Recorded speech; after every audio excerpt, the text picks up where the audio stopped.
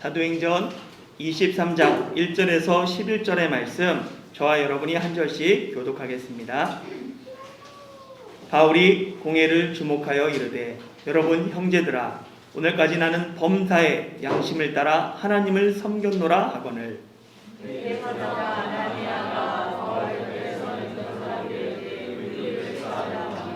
바울이 이르되, 회칠한다며 하나님이 너를 치시리로다. 내가 나를 율법대로 심판한다고 앉아서 율법을 어기고 나를 치라 하느냐 하니.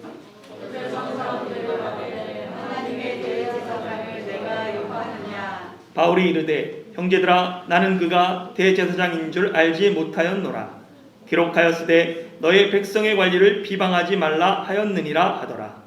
바울이 그중 일부는 사두개인이요 다른 일부는 바리새인인 줄 알고 공회에서 외쳐 이르되, 여러분 형제들아, 나는 바리새인이요 또 바리새인의 아들이라. 죽은 자의 소망 곧 부활로 말미암아 내가 신문을 받노라. 그 말을 한즉 바리새인과 사두개인 사이에 다툼이 생겨 무리가 나뉘어지고, 이는 사두개인은 부활도 없고 천사도 없고 영도 없다 하고 바리새인은 다 있다 하니라. 크게 떠들세 바리새인 편에서 몇 서기관이 일어나 다투어 이르되, 우리가 이 사람을 보니 악한 것이 없도다.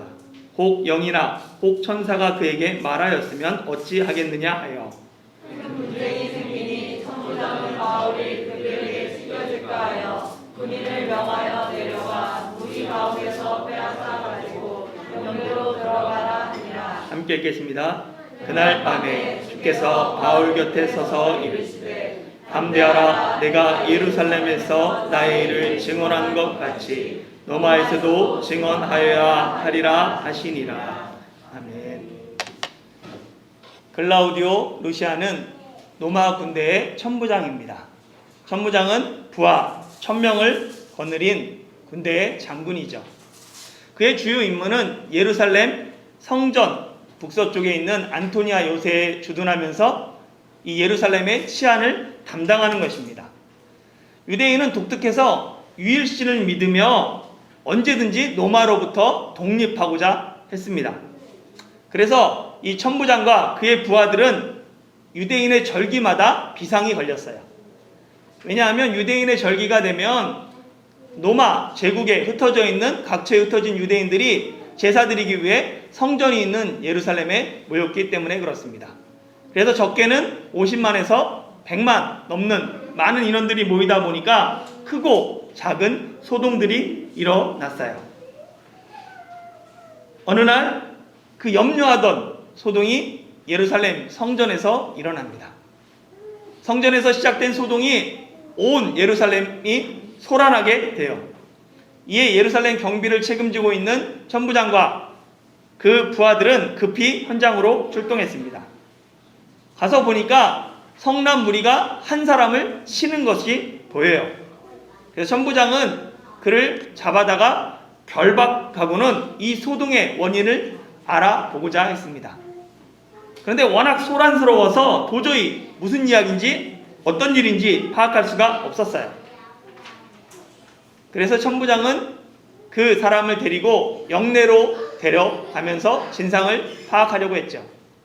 성난 무리들이 흩어지지 않고 계속 쫓아오면서 그 결박한 사람을 쳤습니다. 폭행했습니다. 그리고 이 폭행당한 사람이 자신이 이 사람들에게 변호할 기회를 달라고 천부장에게 요청했죠. 천부장이 그거를 허락하자 그 사람은 히브리 말로 이야기를 시작하고 무리는 조용히 그의 이야기를 들었습니다. 천부장은 비록 히브리 말을 알아듣지 못했지만 우리가 조용히 듣는 것을 보면서 잘 이것이 풀릴 것이다 라는 생각을 가졌어요.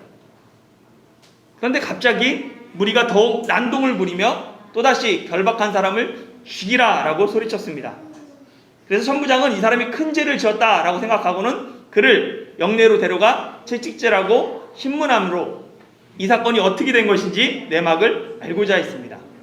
그때 그 사람이 자신을 로마 시민이다 라고 이야기합니다. 그래서 깜짝 놀란 천부장은 그 사람의 결박을 풀고 다음날 정식 재판을 열게 되는 거예요. 그래서 천부장은 제사장과 온 공회를 모읍니다. 공회는 헬라어 사네드린을 번역한 말이에요. 그래서 큰 사네드린은 71명이 구성원으로 되어 있습니다. 거기에 보면 제사장 그룹과 서기관 그룹과 장로의 그룹이 있어요. 그래가지고 제사장들은 사두개인이고 서기관은 바리새인들입니다. 공회 의장은 대제사장이 사회를 보고, 그리고 이 공회는 유대인의 최고 자치기관으로서 율법에 관한 것들을 재판할 그 권한을 로마 정부로부터 받았습니다.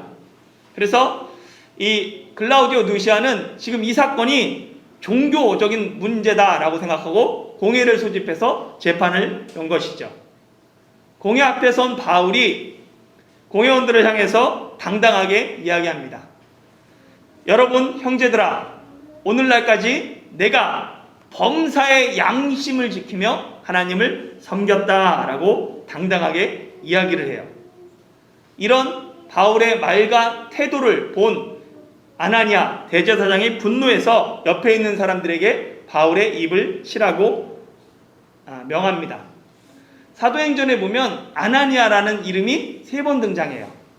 우리가 계속해서 사도행전을 살펴보고 있기 때문에 기억을 되돌려 보면 맨 처음에 5장에 보면 땅에 밭을 판 다음에 얼마를 감췄던 아나니아와 삽비라 부부가 등장하고, 9장에 보면 다메섹에서 가는 길에 예수님을 만남으로 말미암아 앞을 보지 못한 그 사울이 다메섹에 들어갔을 때 다메섹에 아나니아가 그에게 안수함으로 보게 합니다.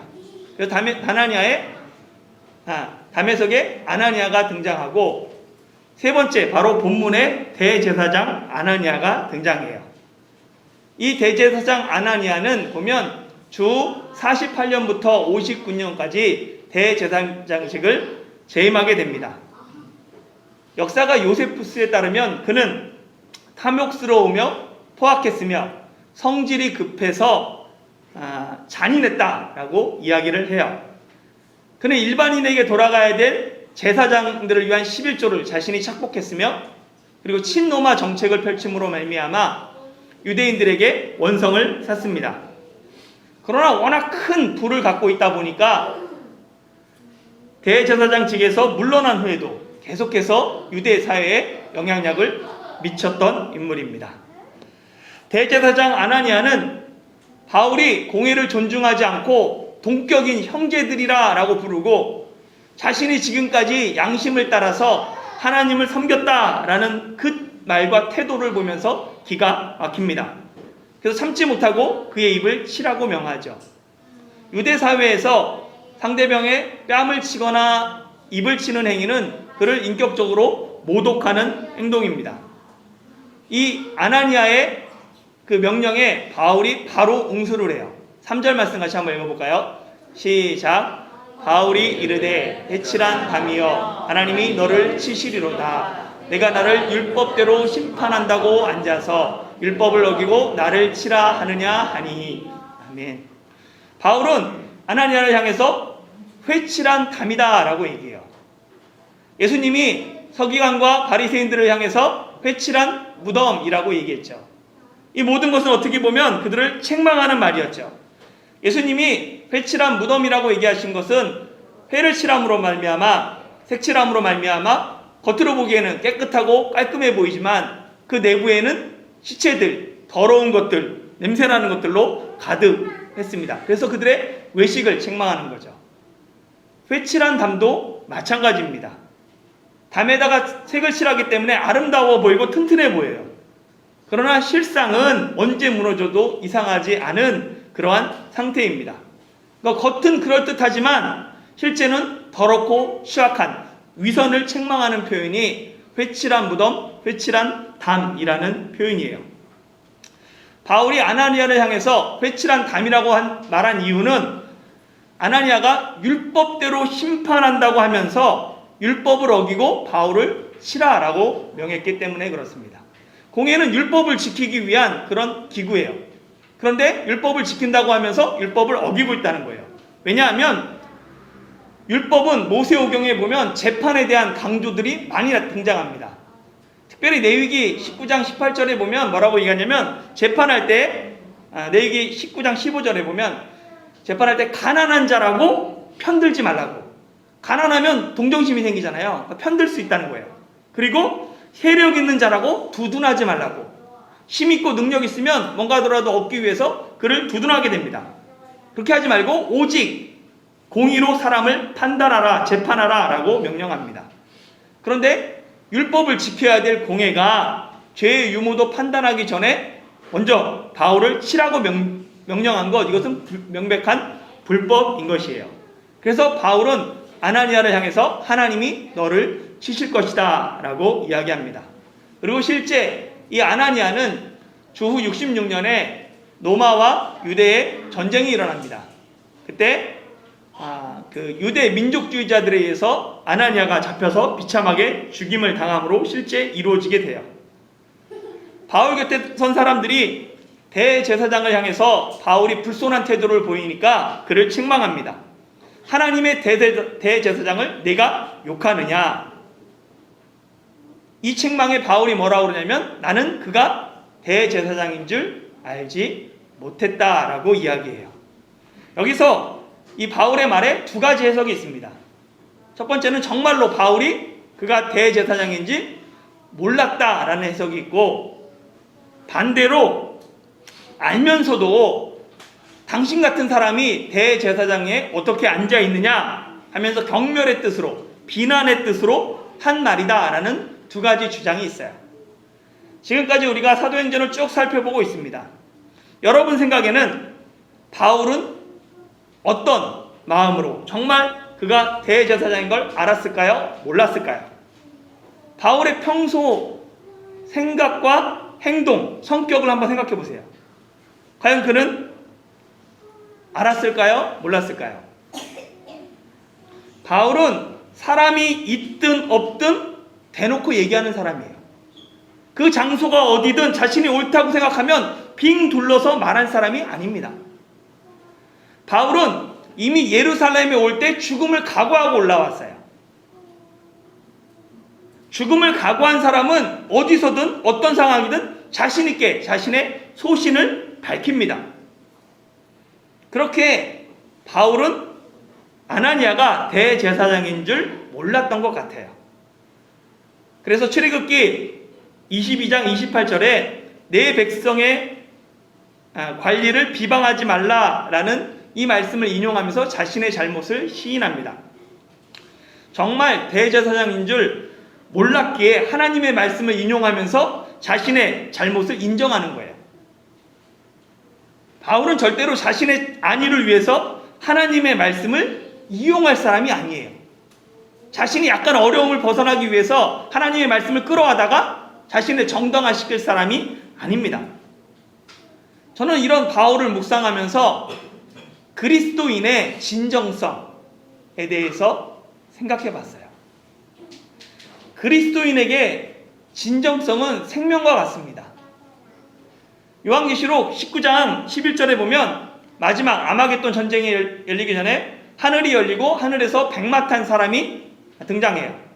그리고 그의 이름이 충신과 진실이다 라고 얘기합니다. 헬라어로 보면 충신은 둘 다 형용사로 되어 있는데 충성스러운, 신실한 이라는 뜻이고, 진실은 참된, 진실한 이라는 뜻을 갖고 있어요. 그러니까 백마 탄 그 사람은 뭐냐면 재림주로 다시 오시는 예수님입니다. 근데 예수님의 이름이 충신과 진실이에요. 진실입니다. 그렇다면 예수님을 믿고 따르는 그리스도인은 어떤 사람이 되어야 되냐면 예수님처럼 충성되고 신실하고 진실한 사람이 되어야 합니다. 하나님이 진실한 분이시기 때문에 하나님의 사람들은 진실한 사람들이 돼야 하는 거예요. 요셉은 억울하게 형들에게 팔려서 보디발의 집에 노예로 팔려갔습니다. 그러나 요셉은 그 자리에서 충성되고 신실하고 진실하게 그 일들을 감당했어요. 그러던 어느 날 이 보디발의 아내가 요셉을 유혹합니다. 요셉은 충성된 사람이었기 때문에 보디발 주인뿐만 아니라 하나님에 대한 충성과 진실로 이 여주인의 유혹을 뿌리치죠. 이에 화가 난 여주인이 요셉을 모함합니다. 나를 범하려고 했다 하면서 남편에게 이야기하고 남편이 분노하며 요셉을 옥에 가두게 돼요. 그런데 조금만 생각해봐도 이 보디발의 조치가 조금 이상합니다. 세상 어느 나라도 노예가 주인의 아내를 범하려고 할 때 살려두는 법이 없어요. 세상 어떤 남편도 아내를 강간하려고 한 사람을 그냥 두지 않습니다. 더구나 그 사람이 노예예요. 물건 취급할 수 있는, 마음대로 할 수 있는 노예입니다. 당연히 그 생명을 거두는 게 당연해요. 그래야지 이 사회의 질서가 유지되고 자신의 명예가 지켜집니다. 당연히 여주인을 탐하려고 했던 노예, 반드시 어떤 사회라도 죽여야 해요. 그런데 보디발은 요셉을 죽이지 않고 오히려 요셉을 왕의 죄수를 가두는 옥에 가둡니다. 그래서 거기서 요셉은 옥의 모든 재무를 감당하는, 처리하는 사람이 돼요. 왜 보디발은 요셉을 죽이지 않았을까요? 보디발은 요셉의 진실성을 알았기 때문입니다. 보디발은 요셉이 절대로 그런 일을 할 사람이라는 것을 하지 않을 사람이라는 걸 알았어요. 그리고 부인이 나쁜 사람이라는 걸 알았어요. 그러나 부인의 행실이 남편인 자기에게도 흠이 되고 자신의 명예를 더럽히기 때문에 요셉을 죽이지 않고 왕의 죄수를 가두는 옥에 가둔 것입니다. 다니엘은 바벨론의 포로로 끌려왔죠. 그렇지만 그는 주어진 자리 가운데서 충성을 다했어요. 진실한 사람이었어요. 다리오 왕 때 바벨론을 다스리는 3명의 총리 중에 다니엘이 한 자리를 차지하게 됩니다. 포로의 후예가 포로가 총리가 되니까 이를 시기한 다른 총리들과 고관들이 다니엘을 고발하고자 해요. 그러나 그를 조사하니까 그의 진실성 때문에 충성되어서 그릇됨이나 잘못을 발견하지 못합니다. 결국 그들은 다니엘을 고발하기 위해서는 하나님의 율법의 근거를 찾아야 한다 하면서 한 가지 계책을 냅니다. 누구든지 30일 동안 어떤 신이나 사람에게 무엇인지 구하면 그를 사자굴에 집어넣는 법을 만들게 해요. 그 방법이 아니면은 다니엘을 그 자리에서 끌어낼 수가 없다라는 것을 다니엘의 대적들조차 그것을 알고 있었어요. 다니엘이 진실하다는 것, 그에게서 흠을 발견할 수 없다는 것, 그의 충성됨을 의심할 수 없다는 것, 그의 대적들도 알았습니다. 그리스도인은 진실해야 합니다. 예수님이 제자들에게 도무지 맹세하지 말라라고 말씀하셨죠. 이는 단지 예수 믿는 사람들은 맹세하면 안 돼, 이런 뜻이 아닙니다. 그냥 문자적으로 그런 뜻이 아니라 사람들이 맹세를 왜 해요? 맹세하는 이유를 생각해 보면 내 말이 거짓이 아니다, 내 말이 진실이다라는 것을 강조하기 위해 맹세하는 거예요. 평소 그 사람의 말에 신뢰가 없기 때문에 맹세가 필요한 겁니다. 예수님이 맹세하지 말라는 말씀은 맹세하지 않아도 신뢰할 수 있는 사람이 되라는 거예요.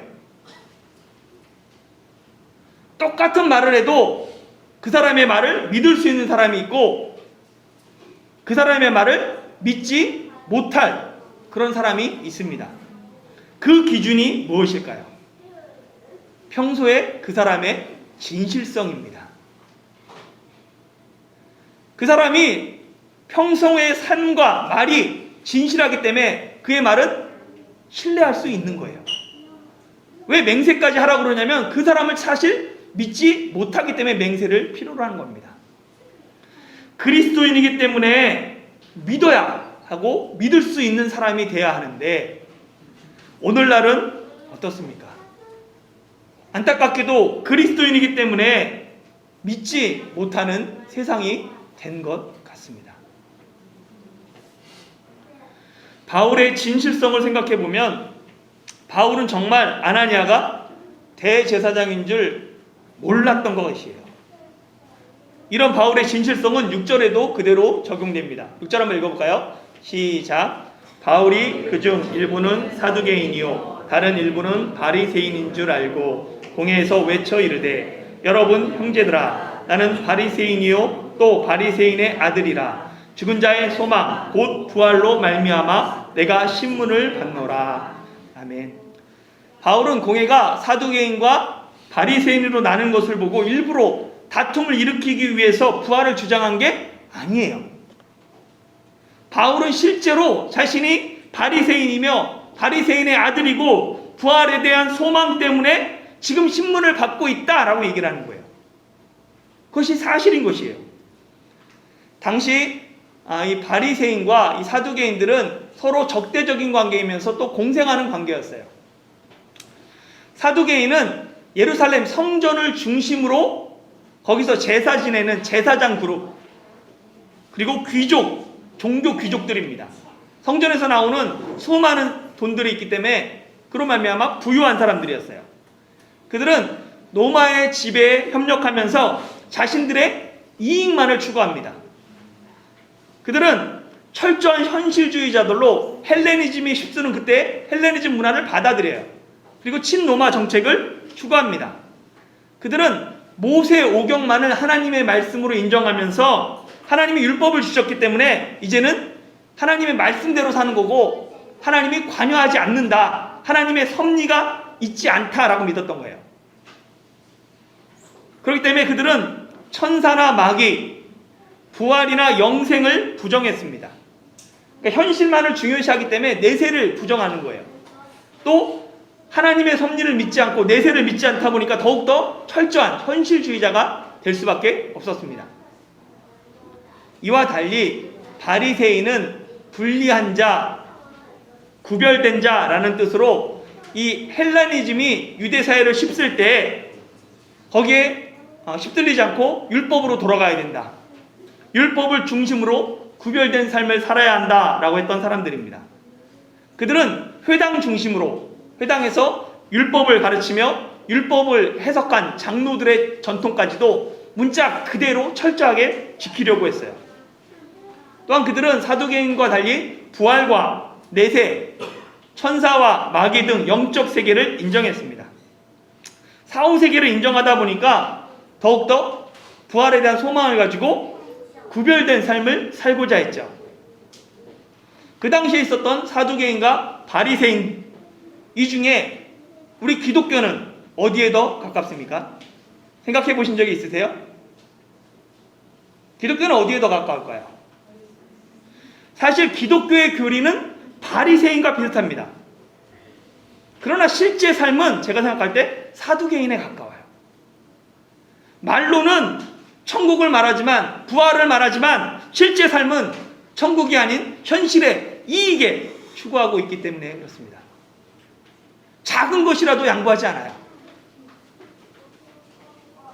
사후세계에 대한 확신, 즉 부활에 대한 소망이 있으면 사실 우리의 삶은 엄청난 변화가 일어납니다.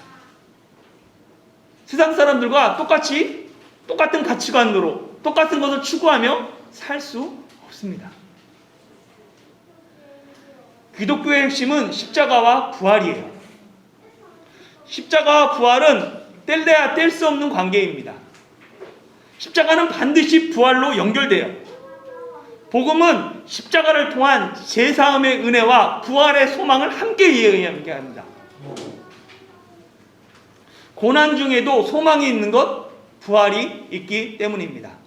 수많은 믿음의 사람들이 환난과 고난 중에도 찬양하며 감사하며 그 길을 걸어갈 수 있었던 이유, 예수님이 부활하신 것처럼 나도 부활할 것이라는 그 소망 때문이죠. 바울이 죽음의 위협에도 표대를 향하여 달려갈 수 있었던 이유, 예루살렘에 담대히 올라갔던 그 이유, 십자가의 은혜와 부활의 소망이 있었기 때문입니다.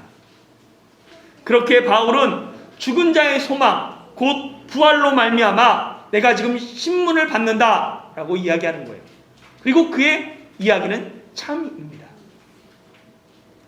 바울의 말로 인해 바리새인과 사두개인 사이에 다툼이 생기고 이 다툼이 큰 분쟁으로 커집니다.